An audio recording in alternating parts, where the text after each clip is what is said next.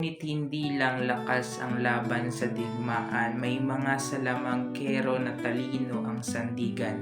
Part 3. Theodora, kidlat na bumabagsak mula sa langit.